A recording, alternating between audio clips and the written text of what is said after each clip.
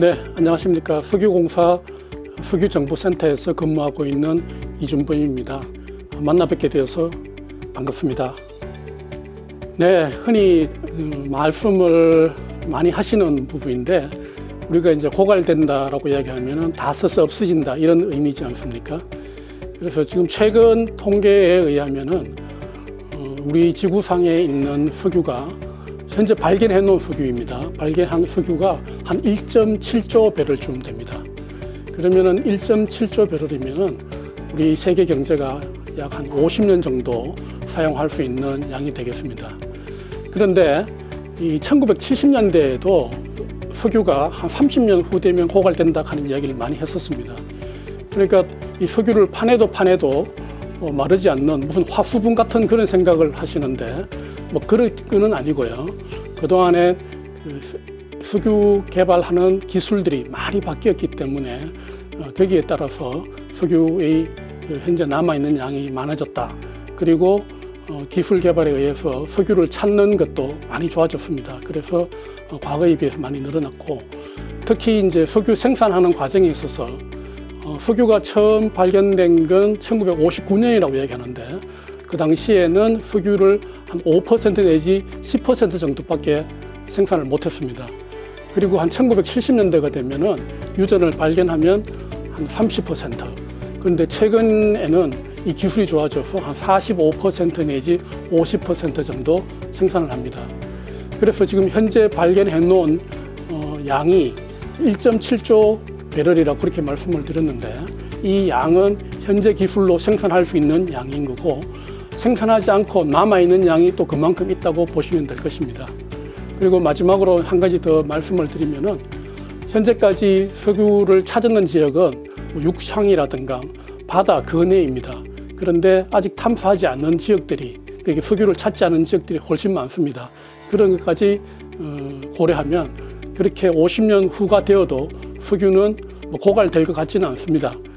네, 재미있는 이야기는 석기 시대가 돌이 모자라서 석기 시대가 끝난 게 아니다는 이야기가 있듯이, 석유가 고갈되어서 석유의 시대가 끝날 것은 아니라는 이야기가 있습니다. 이 이야기는 1970년대와 80년대 석유 산업을 주름잡았던 사우디아라비아의 석유 장관 자키 야마니가 했는 이야기입니다만은, 저도 그거 이야기가 일면 긍정적이라고 그렇게 생각하고 있습니다. 네, 석유가 어디 있냐는 그 말은 곧 석유를 어떻게 찾느냐 하는 이야기하고도 관련이 된 것 같습니다. 석유를 찾기 위해서는 제일 먼저 지역적으로 대형 분지를 찾아야 됩니다. 아시겠지만은 분지란 게 마치 화분에 있는 것처럼 그런 큰, 그렇게 쉽게 이야기하면은 한 50km 내지 한 100km 정도 되는 지형에 퇴적물들이 쌓여서 돌로 되어 있는 지역입니다. 그런데 과거에는 석유를 찾는 방식이 지표면으로 흘러나오는 석유를 보고 그 주변에 파이프를 박아서 석유를 찾아서 생산했습니다만은, 이런 방식에 의한 석유 찾는 방법은 이제 거의 다 사라졌습니다. 최근에는 인공 지진파 탐사라고 하는 그런 방식을 보편적으로 사용합니다. 이 기술은 1920년대에 개발되었는데요. 지표면에서 인공적인 진동을 땅 밑으로 보내면 그 진동이 지표면 안에 있는 다양한 지층에 닿아서 반사되는 각도가 다릅니다. 그러면 이 반사된 각도를 모아서 전문적인 기술자들이 분석을 해서 지하에 석유가 어디 있는지를 그렇게 찾게 됩니다. 그리고 그렇게 해서 파이프를 시출해서 발견을 하게 되는데, 성공 확률이 대개 요즘은 많이 좋아져서 한 20% 정도 됩니다. 30년 전만 하더라도 이 성공 확률이 한 5% 정도밖에 되지 않았다고 합니다. 그래서 석유를 찾기 위해서는 제일 먼저 큰 분지가 있어야 된다는 걸 먼저 말씀드리고 싶습니다. 네, 공룡 화석이다 하는 이야기가 우리나라에 어떻게 해서 이게 전달됐는지 모르겠습니다만, 많은 사람들이 지금 그렇게 알고 있습니다. 근데 그 공룡 화석이 얼마 정도 묻혀 있어야지 석유가 될까 하는 거 한번 생각해 보면은, 공룡 화석이 석유가 된다는 거는 그거는 난센스인 것 같습니다. 근데 이 이야기가 나오게 된 그 이야 배경을 좀 추정을 해보면 공룡이 살았던 그 주라기, 중생대 주라기 시대가 석유가 생성되기 시작했던 시기입니다. 그래서 지금으로부터 한 1억 한 2천만 년 전이 그 정도 되는 시기로 지질학자들은 이야기를 하는데 그런 이야기 때문에 아마 석유가 공룡의 화석이 변해서 그렇게 된 것이다, 그렇게 이야기를 하는 것 같고, 또 한 가지는 석유가 발견된 지역에 우연히 공룡 화석들이 많이 발견되었습니다. 그 실례로 미국 같은 경우에는 펜실베니아라든가 와이오밍주 같은 경우에 공룡 화석들이 많이 나오는데 그 지역이 석유가 생산되는 지역입니다. 그러니까 석유 지지학이, 그 석유와 관련된 지질적인 연구가 많이 이루어지지 않았던 초기에 아마 이런 이야기가 나와서 광범위하게 퍼지고 우리나라에도 들어오지 않았냐 하는 그런 생각을 하고 있습니다.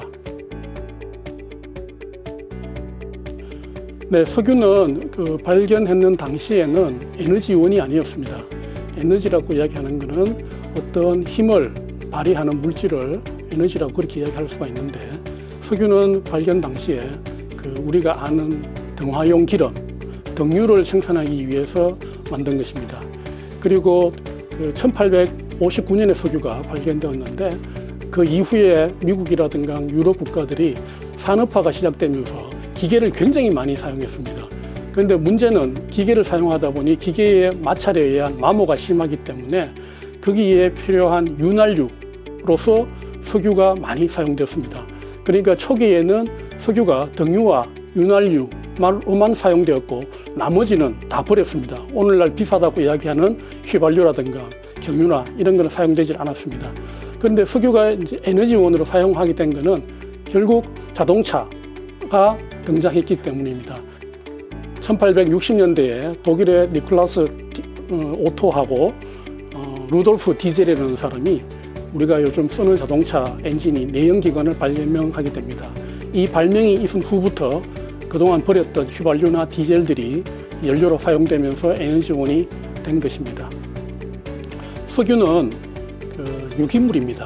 석유의 생성에 대해서 유기성인설과 무기성인설이 그렇게 존재를 하고 있습니다. 이론적으로는. 소련에서는 무기성인설을 이야기를 하고 서방에서는 유기성인설을 이야기해 왔습니다만은 현재는 유기성인설이 유력한 이론으로 그렇게 간주되고 있습니다. 그럼 유기성인설이라는 것은 그 바다나 강 이런 곳에 있는 플랑크톤과 같은 이런 유기물들이 모래 속에 내지는 진흙 속에 쌓여서 오랜 시간 동안 퇴적되고 다져지고 해서 석유가 생성된다고 이렇게 지금 이야기되고 있습니다. 석탄차는 있었습니다. 1880년대에 석탄차가 존재했었습니다. 그 당시에 석탄차는 두 가지 방식으로 운영되었습니다. 하나가 석탄을 직접 떼서, 그러니까 전기기관차처럼 전기기관을 자동차에 탑재해서 운행하는 방식이 있었고, 두 번째는 그 석탄을 태우면은 석탄가스가 나옵니다. 이 석탄가스를 내연기관 같은 곳에 집어넣어서 이것을 폭발시켜서 석탄 차량을 운행했었습니다. 그런데 석탄차의 문제점은 첫 번째 전기기관을 이용하는 경우에는 운행 중에 물과 석탄을 공급받아야 했습니다. 그 물과 석탄은 물은 쉽게 공급받을 수 있습니다만은 석탄 같은 경우에는 그 시 외곽으로 나가면은 석탄을 공급받을 수 있는 방법이 거의 없습니다. 그리고 물 같은 경우에도 그 대개의 경우 미국 같은 경우에는 그 말을 묶어 두었던 곳에 가면은 말을 먹이기 위해서 물을 항상 있지 않습니까? 근데 문제는 이 물을 사용하는 걸 가지고 그 당시에 그 말 타는 사람하고 전기 자동차 사용하는 사람하고 싸움이 많았다고 합니다. 좀 우스운 이야기입니다만은, 그러다 보니까 이 석탄차, 특히 전기기관을 이용하는 석탄차는 굉장히 비효율적이다. 이래서 퇴조하게 되었고, 두 번째 말씀드렸던 그 석탄가스로 운행하는 차는 이거는 기본적으로 그 내연기관하고 작동 원리가 똑같습니다. 그러다 보니까 내연기관이 등장하면서 석탄가스로 운행하는 그 석탄차는 자연스럽게 경쟁에서 밀려서 도태되게 된 것입니다.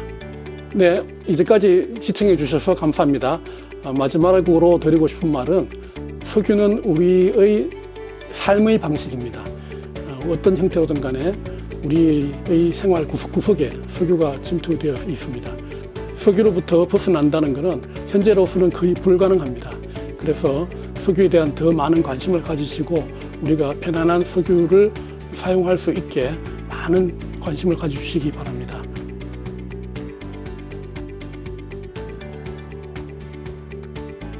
예, 안녕하세요. 에너지경제연구원 석유정책연구팀에서 근무하고 있는 정준환이라고 합니다. 코로나19 상황 이후 석유시장이 어떻게 변화할 것인가에 대해서 오늘 간략하게 말씀을 드리려고 하는데요. 크게 석유시장 공급이 어떻게 변화할지, 그리고 두 번째로는 우리들의 생활 방식이 변화함으로 인해 석유 수요가 어떻게 변화할지, 그리고 세 번째로는 이러한 석유시장 환경 변화에 대응해서 석유 산업 또는 기업들이 어떤 방식으로 변화할지에 대해서 간략하게 말씀을 드려보도록 하겠습니다.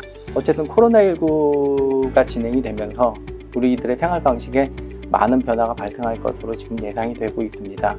사회적 거리두기 강화라든지 아니면 이동 수요가 줄어든다든지를 통해 석유 수요는 과거에 예상한 것보다 굉장히 큰 폭으로 감소할 가능성이 지금 제기가 되고 있습니다. 올해만 하더라도 거의 2019년 대비 약 한 10% 정도 전 세계 석유 수요가 줄어든 것으로 지금 집계가 되고 있고요. 그리고 두 번째로는 우리들의 생활 방식이 과거보다는 조금 더 친환경적인 정책에 관심을 가지게 됨으로 인해서 휘발유나 경유를 사용하는 자동차보다 전기라든지 수소라든지 친환경 자동차 쪽으로 관심이 옮겨가고 있고요. 그리고 대부분의 OECD 국가들의 정책 방향도 그쪽으로 지금 변화하고 있는 양상을 보이고 있습니다. 그렇기 때문에 향후 석유 수요에서는 수송용 석유 수요가 가장 큰 폭으로 감소할 것으로 보이고요. 그리고 나머지 발전용이라든지 가정용 석유 수요도 지금보다는 감소할 것으로 보입니다. 석유시장 예측 기관들에서 얘기하고 있는 것으로는 석유 수요가 2030년에서 35년 사이에 피크를 찍을 것으로 보이고요. 그 이후에는 글로벌 석유 수요가 점차 감소하는 경향을 보일 것으로 지금 전망하고 있습니다.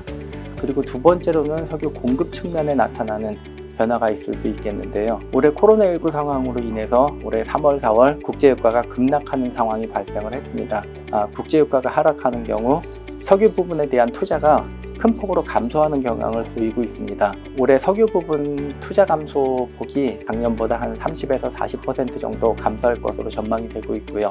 이러한 투자 감소는 석유 공급량이 줄어드는 결과로 나타날 가능성이 크다고 지금 전망이 되고 있습니다. 그리고 한 가지 더 저희들이 살펴봐야 될 점이 코로나19 이후 국제 지정학적인 위험이 증가할 수 있다는 점이 요즘 얘기가 되고 있습니다. 미국의 중동 정책 같은 경우 미국이 원유 수출국으로 전환되면서 미국의 중동 정책이 큰 폭으로 변화할 가능성이 제기가 되고 있고요. 미국과 중국의 갈등이 심화될 경우에는 중동 지역의 지정학적 위험이라든지 남중국해를 비롯한 아시아 지역의 지정학적 위험이 증가하는 경우 우리나라 같은 경우에 석유 수급 위기가 발생할 가능성도 조심스럽게 제기가 되고 있습니다.